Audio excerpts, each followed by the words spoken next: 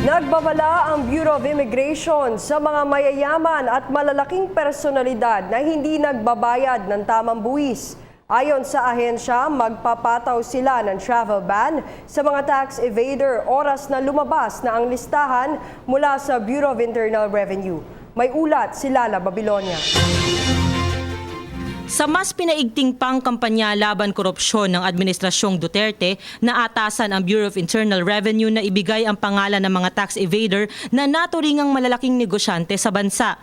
Kaya naman, hinihintay na lamang ng Bureau of Immigration ang naturang mga pangalan upang kanilang maisagawa ang utos ng Pangulo, ang magpataw ng travel ban sa mga malalaking negosyanteng pumapalya sa pagbayad ng buwis. Ito ay habang pending pa ang kanilang mga kaso sa korte. Yeah, we will include the names of these individuals in our database so we can monitor the movements of these individuals. At the same time, I understand that the President has likewise directed the BIR to file cases against them. So if the courts will issue whole departure orders against these businessmen or personalities, we will also implement the whole departure order. Kasabay niyan, the Department of Justice also being the prosecuting arm, our department also issues Immigration Lookout Bulletin. And then Immigration Lookout Bulletin, it is an order from our secretary with instructions on how to deal with the passengers when encountered. So we will likewise implement directives from our secretary.